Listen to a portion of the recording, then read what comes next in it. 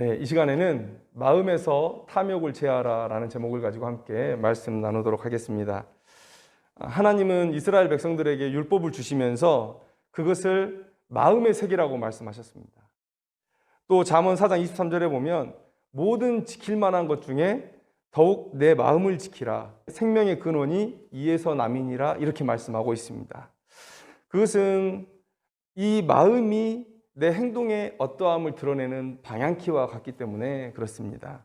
그만큼 우리의 마음은 중요하고 그래서 그 마음을 지켜내는 일 또한 너무 중요하다는 것이죠. 오늘 예수님께서 우리에게 바로 이 마음을 어떻게 청소하고 어떻게 정리정돈하는지에 대해서 우리에게 큰 교훈을 주고 있습니다. 그 말씀 속으로 우리가 한번 들어가 보도록 하겠습니다.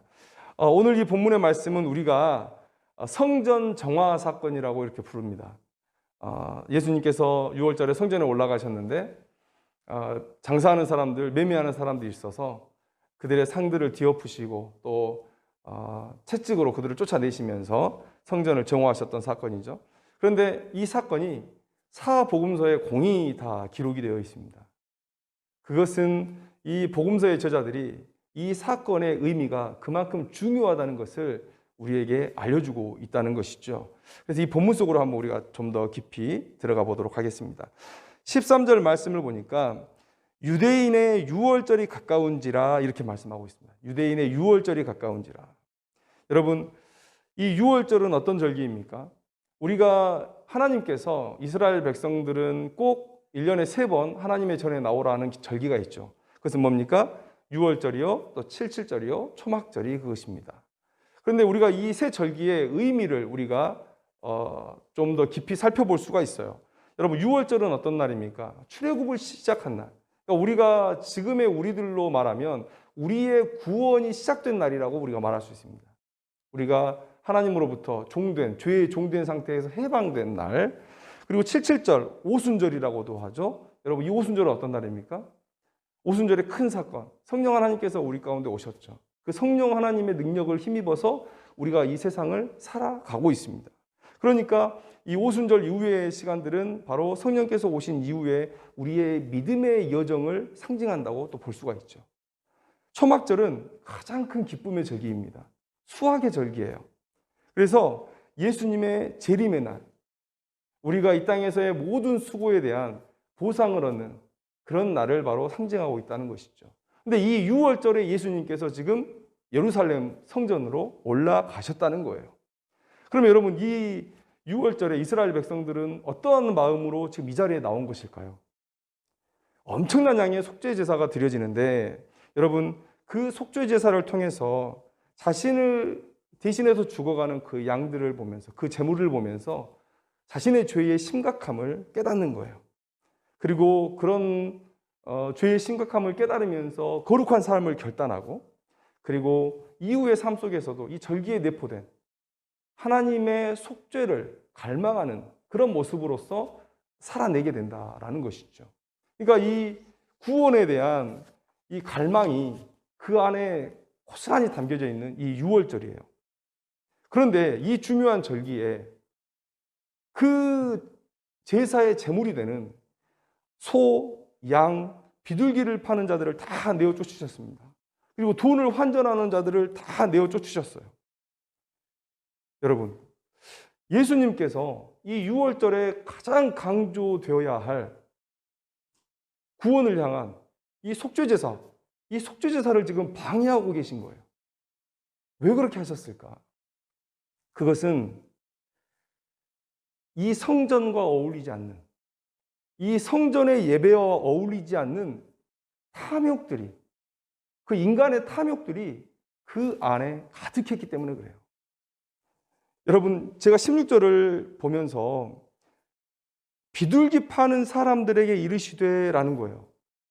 그래서 아니, 소도 팔고 양도 팔고 환전하는 사람들도 있는데, 그래서 제가 다른 본문들을 다 찾아봤어요. 왜 정확히 비둘기 파는 사람들에게 라고 말씀하셨을까? 그런데 다른 복음서들을 보니까 이 비둘기 파는 사람들에 대한 강조가 있는 거예요. 마태복음에서는 뭐라고 기록하고 있냐면 돈 바꾸는 사람들의 상과 다른 재물이 아닌 비둘기 파는 사람들의 의자를 둘러엎으셨다라고 말씀하셔요.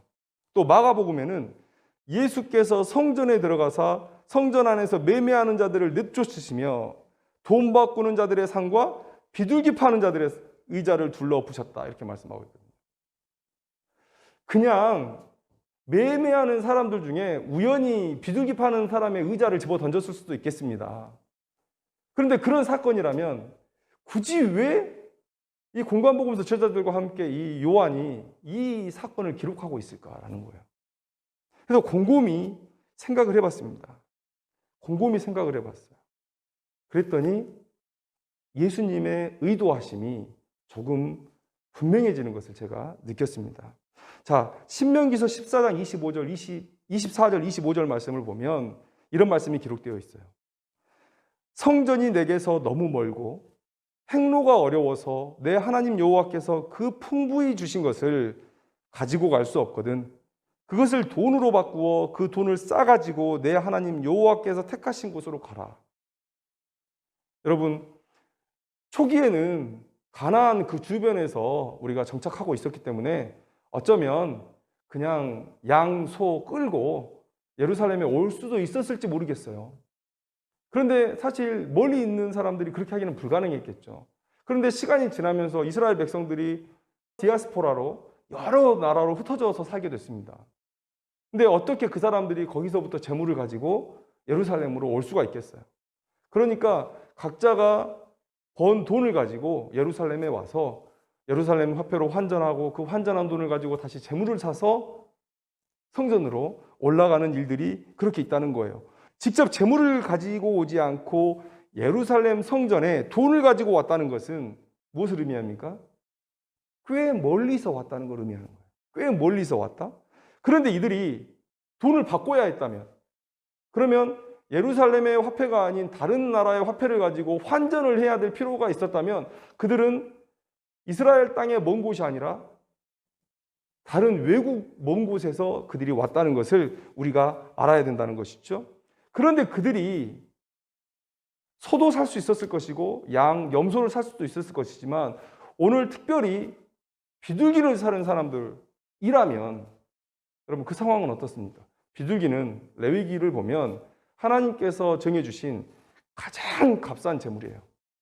속죄를 위해서 피를 흘리기 위한 제물로서는 가장 싼 거. 그러면 여러분 어떻습니까?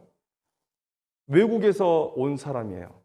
멀리서 온 사람이에요. 근데 그 사람이 지금 가장 싼 제물을 드려야 돼요. 이 말은 무슨 얘기입니까?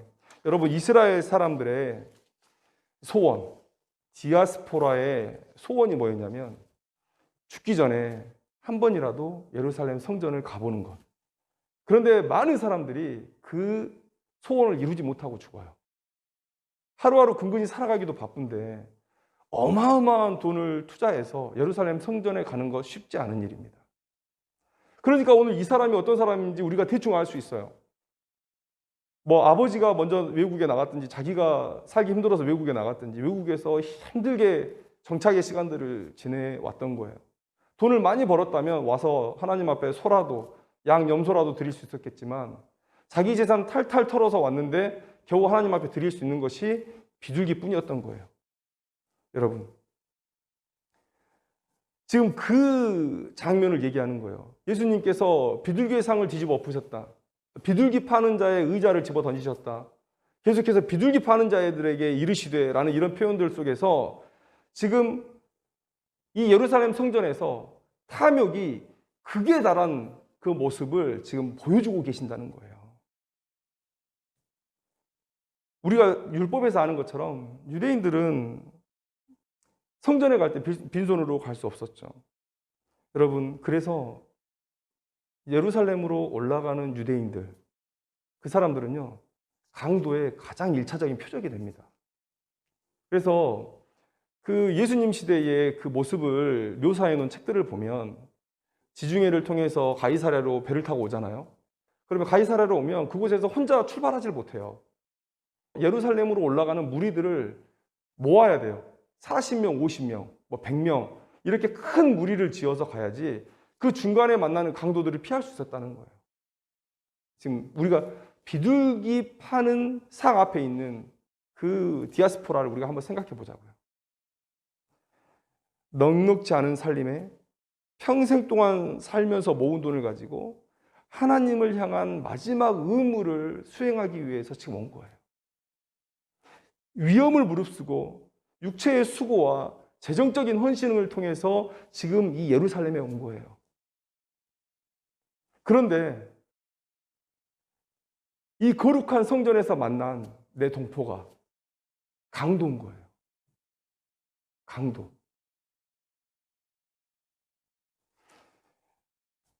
하나님은 심지어 객을 선대하라고까지 하셨어요. 내가 멀리서 왔어요. 가장 거룩한 도시 예루살렘, 그것도 성전에 도착했을 때 이 사람은 뭘 기대했을까요? 같은 신앙을 가진 내 민족에게서 나는 선대함을 받을 거라고 기대했을 거예요. 내가 수고했던 것을 위로받을 수 있을 것이라 생각했을 거예요. 근데 그곳에서 강도를 만났다는 거예요. 근데 더 슬픈 일은 뭡니까? 하나님 앞에 더 나은 것을 드리기 위해서 양이라도, 어떤 사람은 소라도, 염소라도 드릴 것을 기대하면서 돈을 가지고 왔어요. 이 돈이면 자기 마을에서는 소를 살 수 있어요. 양을 살 수 있어요. 그런데 왔는데 너무 비싼 거예요. 너무 비싼 거예요. 그래가지고 내가 양 살 돈으로 비둘기밖에 못 사고 소 살 돈으로 염소밖에 못 사는 거예요. 지금 비둘기를 파는 자들에게 말씀하시고 비둘기 파는 자의 상을 엎으시고 의자를 집어 던지시는 이 예수님의 모습, 이것은 성전에 정말로 어울리지 않는 극한의 탐욕을 부리는 자들이 그 성전 안에 있었다는 것을 지금 묘사하고 있는 거예요. 여러분, 예수님께서 왜 이 말씀을 기록하셨을까? 왜 사복음서의 저자들은 모두가 다 이 이야기를 기록하면서 이 이야기의 중요성을 강조했을까? 여러분 19절의 말씀을 한번 보십시오. 예수께서 대답하여 이르시되 너희가 이 성전을 헐라 내가 사흘 동안에 일으키리라. 여러분 이 예수님의 말씀의 해석은 무엇입니까? 21절에 예수는 성전된 자기 육체를 가리켜 말씀하신 것이라. 여러분 사흘 만에 죽으셨다가 부활하실 그 예수님의 육체가 예수님의 성전인 거예요. 예수님의 신성을 고스란히 담고 있는 그 예수님의 육체가 지금 성전인 거예요. 그런데 그 다음 성전은 무엇입니까?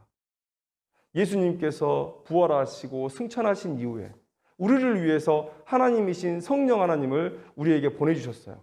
그 성령 하나님께서 지금 어디에 계십니까? 우리의 마음 가운데 내주하고 있다는 거예요. 고린도전서 3장 16절 말씀에 너희는 너희가 하나님의 성전인 것과 하나님의 성령이 너희 안에 계시는 것을 알지 못하느냐. 여러분, 예수님께서 지금 이 일을 종교적인 전통을 파괴하는, 예루살렘 성전의 전통을 파괴하는 듯한, 아니 파괴하는 이 행동을 하실 이유가 없어요.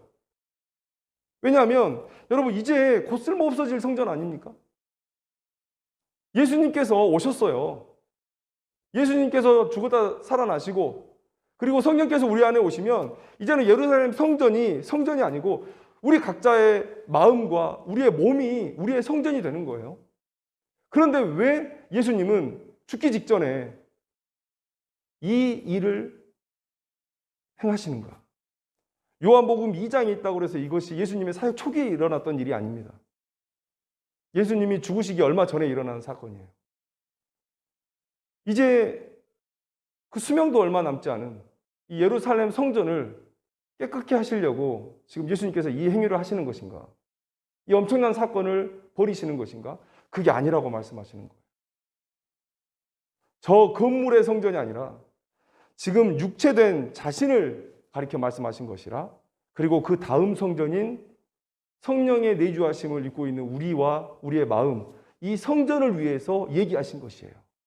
그래서 이것이 수명이 다 성전을 얘기한 거라면 이 사복음서의 저자들이 그렇게 열심히 지금 이걸 기록할 이유가 없습니다.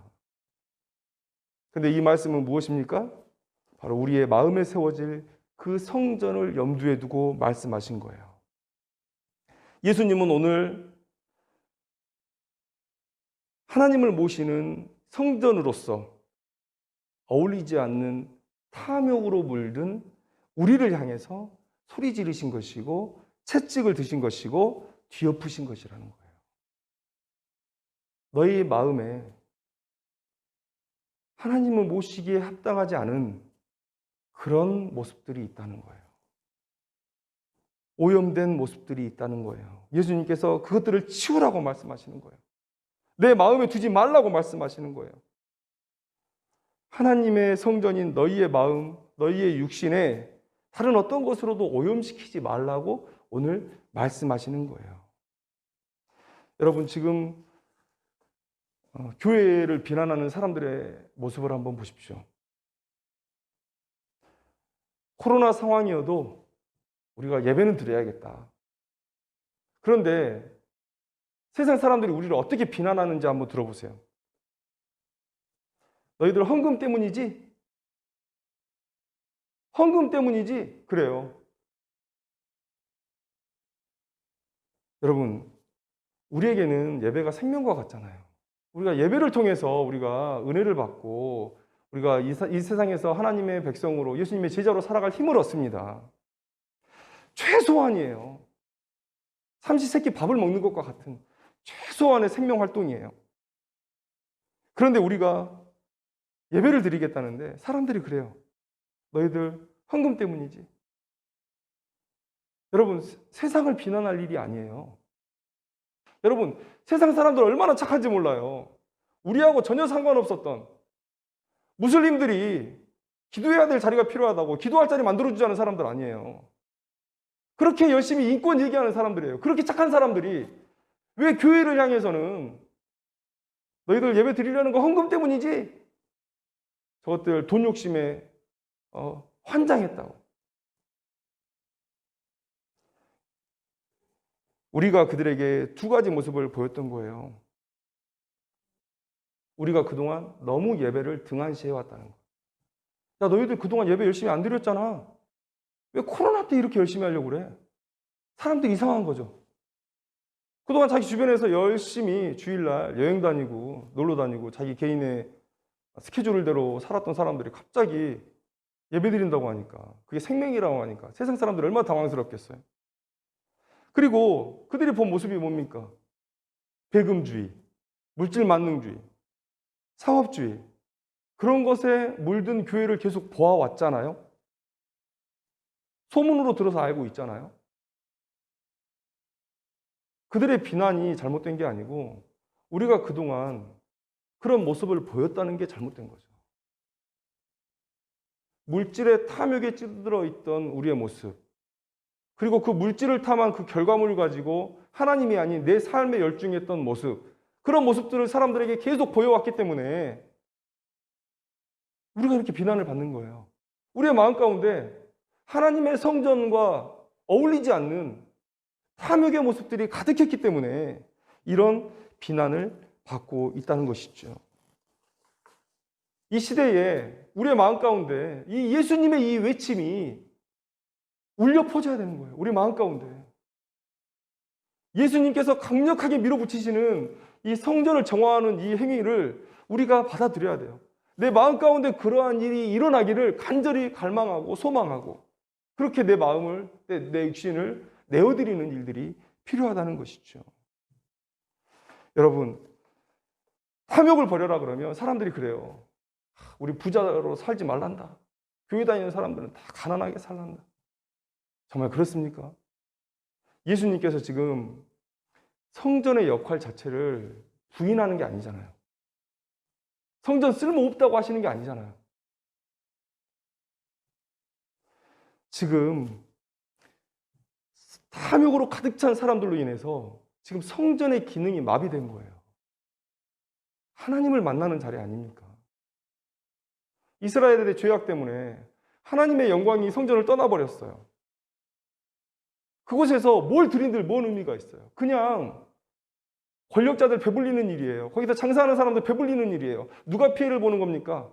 선한 마음을 가지고 하나님을 예배하기 위해 나온 그 사람들이 피해를 보는 거예요. 하나님을 만나지 못하고 돌아가는 거예요. 상처를 안고 돌아가는 거예요. 처음에 말씀드렸지만 성전에서 매매 행위가 있을 수밖에 없다는 것을 인정하신 분이 하나님이세요. 멀리서 어떻게 그 재물을 가지고 나올 수 있겠느냐. 점도 없고 흠도 없는 그 재물이어야 되는데 어떻게 흠 없는 상태로 그 50kg, 100kg를 끌고 오겠어요. 그걸 아시는 분이 하나님이시라고요.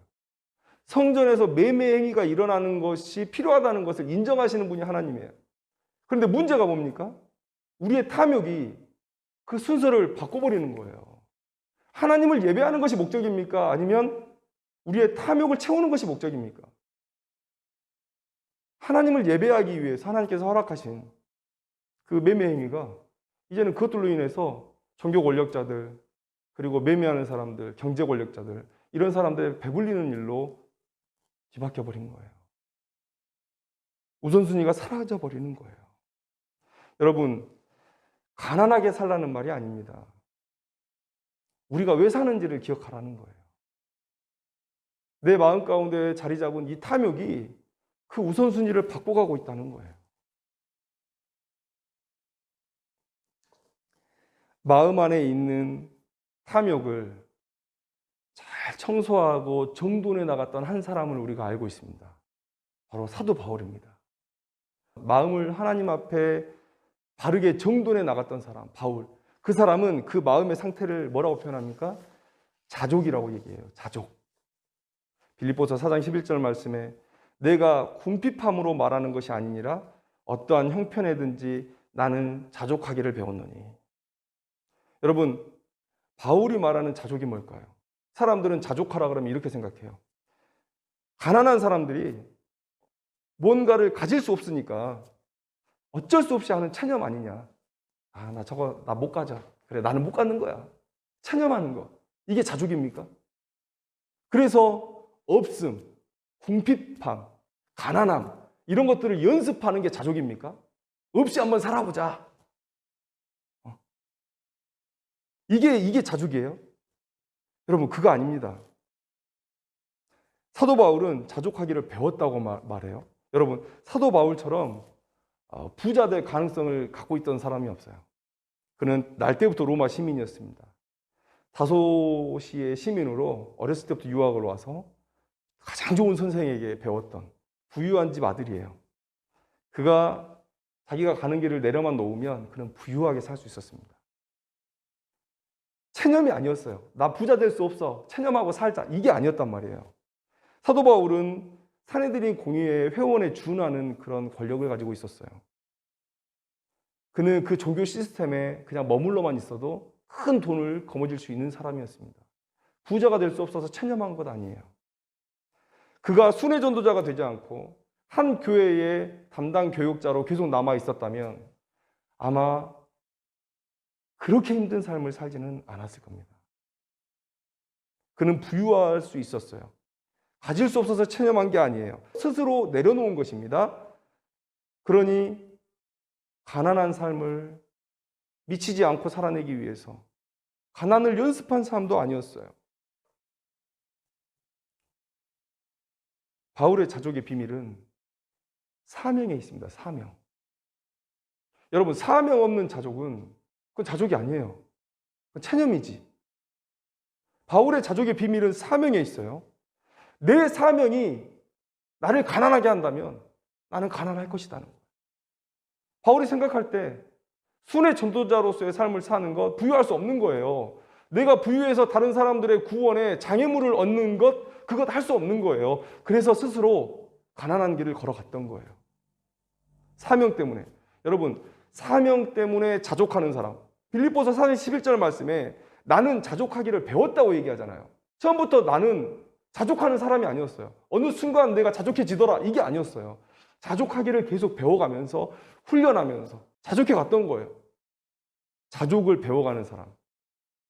성령 하나님께서 내 마음 가운데 역사하셔서 내 마음에 있는 오염된 탐욕들을 다 제거하시고 사명을 붙들게 하시는 그런 사역들이 일어난 사람들 어떻습니까?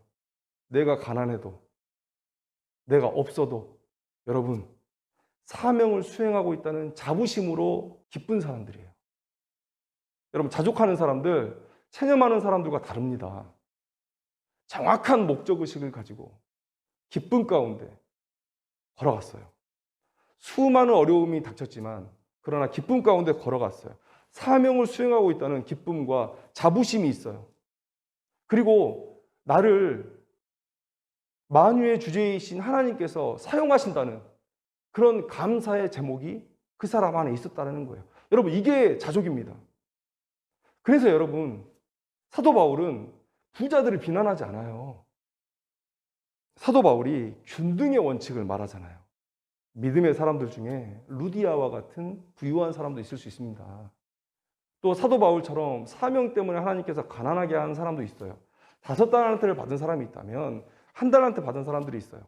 능력으로 그렇게 볼 수도 있지만 가진 재물로도 그렇게 볼 수 있어요. 그런데 사도 바울이 뭐라고 얘기합니까? 서로 그것들을 균등하게 하겠다고. 그런데 탐욕을 가진 사람들은 자기가 가진 것을 내려놓습니까? 아니요, 더 가지려고 하죠. 더 가지려고 하죠. 그런데 자족하는 사람은 어떠냐? 하나님께서 내게 맡기신 사명이 이런 부유함에 있다면 열심히 수고해서 부자가 됩니다. 그러나 하나님께서 내려놓으라고 하면 내려놔요. 왜요? 마음 가운데 탐욕을 점점 제거하고 탐욕을 청소하고 사명을 붙드는 훈련들을 계속 해왔기 때문에, 사도 바울처럼 그 훈련들을 계속 해왔기 때문에 내려놔요. 그래서 언제든지 균등하게 하시려는 하나님의 그 사역에 기쁨으로 동참합니다. 아까워하지 않아요. 왜? 내 것이 아니니까. 하나님께서 사명으로 감당하라고 주신 것이기 때문에 아까워하지 않습니다. 사도 바울이 이 삶을 살았다라는 거예요. 사도 바울이. 우리 교회를 한번 보십시오. 이 땅의 교회에 정말 이렇게 사도 바울처럼 복음을 위해 내 것을 내려놓은 그런 미담들이 많이 들려옵니까? 세상 사람들이 그런 모습을 못 본 거예요. 못 본 거예요. 교회 거기도 그냥 기업이다 그래요. 기업. 우리 안에 이 탐욕을 계속 비워내는, 우리의 마음을 청소하는 이 일들이 계속 되어져야 된다는 거예요. 근데 그게 어떻게 가능하냐? 어떻게 가능하냐? 우리가 마음 먹으면 됩니까?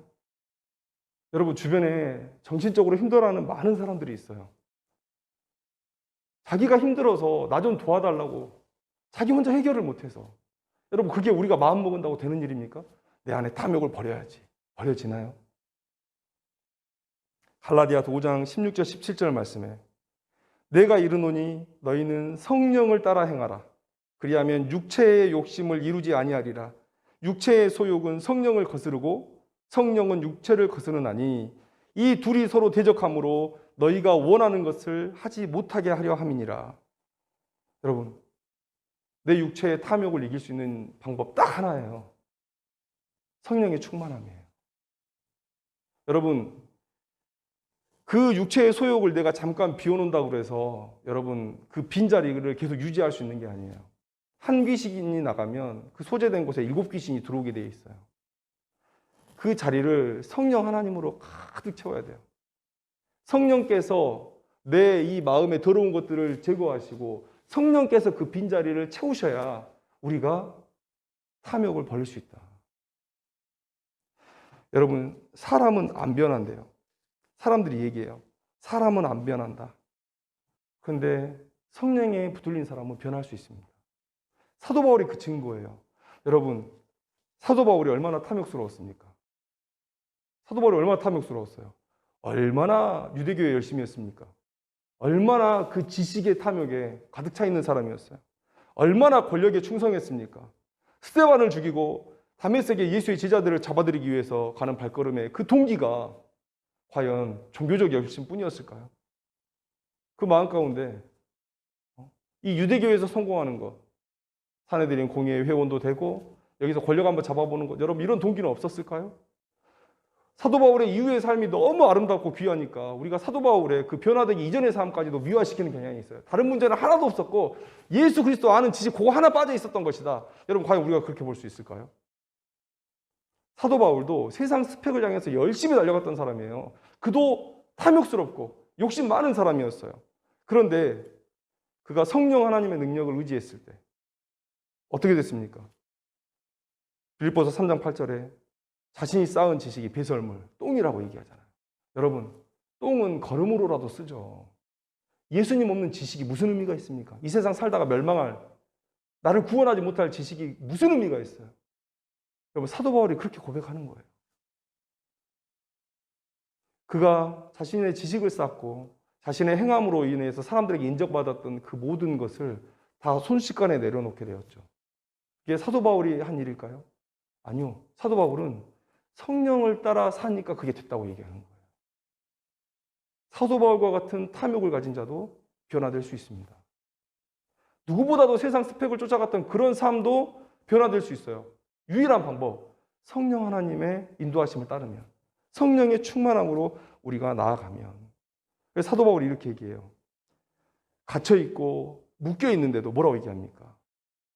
바울이 이르되 말이 적으나 많으나 당신뿐만 아니라 오늘 내 말을 듣는 모든 사람도 다 이렇게 결박된 것 외에는 나와 같이 되기를 하나님께 원하나이다. 결박된 것 외에는 자신이 살아온 이 가난한 삶, 궁핍한 삶, 학대받았던 삶, 이런 것들 하나도 부끄러워하지 않아요. 아까도 말씀드렸잖아요. 자족은 체념이 아닙니다. 가난을 연습하자는 것도 아니에요. 사명 때문에 내가 내 것을 내려놓는 것, 이게 자족이에요. 그러니까 자신의 모든 삶이 귀한 거예요. 자랑스러운 거예요. 심지어 다른 사람들에게 가치라고 말은 할 수 없어서 이렇게 얘기했지만 자기가 갇혀있는 것조차 감사했던 거예요. 내 마음에 탐욕을 내려놓고 하나님의 사명을 붙드는 그 자족의 상태로 들어갔을 때 여러분, 그 무엇도 하나님 앞에 내놓는데 주저함이 없었던 사도 바울의 삶. 여러분, 이런 삶이 우리 가운데 있어야 되는데, 이런 삶이 우리 가운데 있어야 되는데, 예수 믿는 사람이 척척 어려운 사람들을 위해서 또 복음을 위해서 물질도 내어놓고 자신의 시간도 내어놓고 자신의 생명도 내어놓고, 여러분, 이런 일들이 우리 가운데 일어나야 되는데 그게 사람들에게 안 보이는 거예요. 그게 사람들에게 안 보이는 거예요. 그러니까 우리의 생명인 이 예배를 하나를 붙들겠다고 하는데도 사람들이 뭐라고 얘기합니까? 너희들 돈 때문이지? 우리가 그렇게 살아온 거예요. 탐욕스럽게 살아온 거예요. 예수님께서 진짜 성전과 너무 어울리지 않다. 그래서 그 상을 뒤엎어버린 그 탐욕이 우리 안에 있는 거예요.